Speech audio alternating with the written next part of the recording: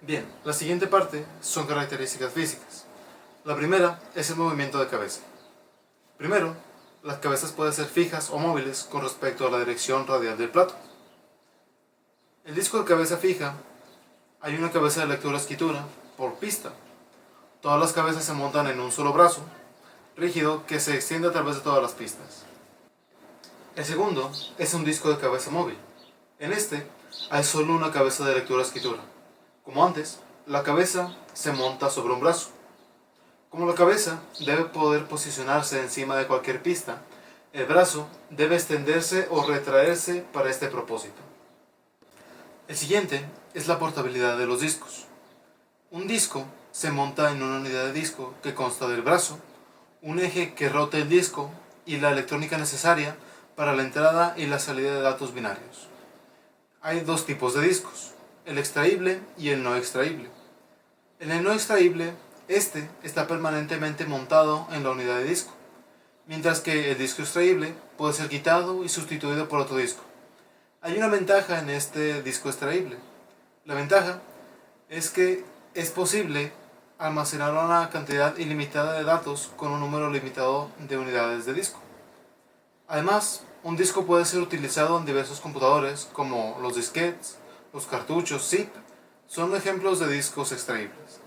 Bien, lo siguiente son las caras. En la mayoría de los discos, la cubierta magnetizable se aplica a ambas caras del plato, denominados estos discos de doble superficie. Supongamos que este disco es de doble superficie. Como podemos observar, no tiene una carátula, por lo que se puede guardar información a ambos lados del disco. Sí, es un DVD. Otros discos, que son menos caros, son los de una sola superficie. Como podemos ver, en estos, solo una cara guarda información. Bien, lo siguiente son los platos. Algunas unidades de disco poseen uno o varios platos. No esa clase de platos. Estos son apilados verticalmente y son separados por una distancia de alrededor de 1 pulgada. Disponen de varios brazos. Los discos de varios platos utilizan una cabeza que se mueve, con una cabeza de lectura y escritura para cada superficie del plato. Esto viene siendo algo más o menos así. Dentro del disco duro están varios discos, uno arriba de otro, muy pegados. Entre cada separación hay un brazo, el cual lee ambos lados del disco. El conjunto de todas las pistas que tienen la misma posición relativa en el plato se le denomina cilindro. Por ejemplo, aquí se muestra una imagen en la que la pista sombreada, como podemos ver, estos son los cilindros de los discos.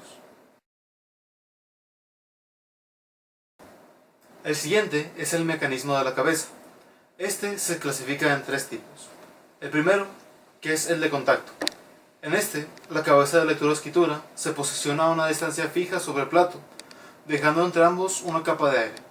En el otro extremo está el mecanismo de la cabeza, que realmente efectúa un contacto físico con el medio durante la operación de lectura o escritura.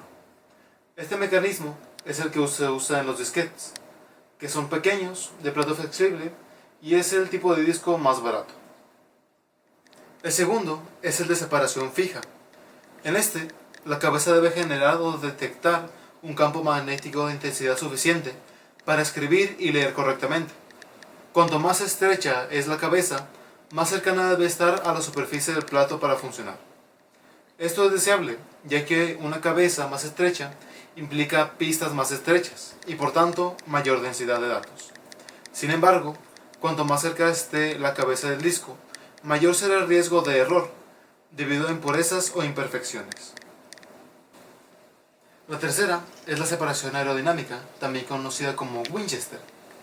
En estas, las cabezas están montadas en unidades herméticamente cerradas, que están casi libres de contaminación. Fueron diseñados para operar más cerca de la superficie del disco que las cabezas de los discos rígidos anteriores. La cabeza está en el contorno de una hoja de metal aerodinámica que reposa suavemente sobre la superficie del plato cuando el disco no se mueve. La presión del aire generada por el giro del disco es suficiente para hacer subir la hoja encima de la superficie. El siguiente tema son los parámetros para medir las prestaciones de un disco. Los detalles de las operaciones de entrada y salida de un disco dependen de el tipo de computador, del sistema operativo, de la naturaleza de los canales de entrada y salida y del hardware controlador del disco. Cuando la unidad de disco está funcionando, el disco está rotando a una velocidad constante. Para leer o escribir, la cabeza debe posicionarse en la pista deseada y al principio del sector deseado en la pista. La selección de la pista implica un movimiento de la cabeza en un sistema de cabeza móvil o una selección electrónica de una cabeza en un sistema de cabezas fijas. En un sistema de cabeza móvil, el tiempo que tarda la cabeza en posicionarse en la pista se le conoce como tiempo de búsqueda. Una vez que está seleccionada la pista, el controlador del disco espera hasta que el sector apropiado rote hasta alinearse con la cabeza. El tiempo que tarda el sector en alcanzar la cabeza se llama retardo rotacional o latencia rotacional. La suma del tiempo de búsqueda, si es que lo hay, y el retardo rotacional se denomina tiempo de acceso. Una vez posicionada la cabeza, se lleva a cabo la operación de lectura o escritura, desplazándose el sector bajo la cabeza. Esta operación conlleva un tiempo de transferencia de datos. Además del tiempo de acceso y de transferencia, hay varios retardos en cola usualmente asociados con operaciones de entrada y salida del disco. Cuando un proceso hace una petición de entrada y salida, primero debe de esperar en cola hasta que el dispositivo esté disponible. En ese momento, el dispositivo es asignado al proceso. Si el dispositivo comparte un único canal de entrada y salida o conjunto de canales de entrada y salida con otros discos, entonces puede tener que hacer esperas adicionales para que el canal esté disponible. En este punto se hace la búsqueda para empezar el acceso al disco. Hay que ver un dato importante que es el tiempo de transferencia. El tiempo de transferencia hacia o desde el disco depende de la velocidad de rotación del disco de la siguiente forma, en donde T es el tiempo de transferencia, B es igual al número de bytes a transferir, N es el número de bytes de pista y R es la velocidad de rotación en revoluciones por segundo, como se muestra en esta fórmula. Por tanto, el tiempo de acceso medio total se puede expresar en esta otra fórmula, donde TS es el tiempo de búsqueda medio.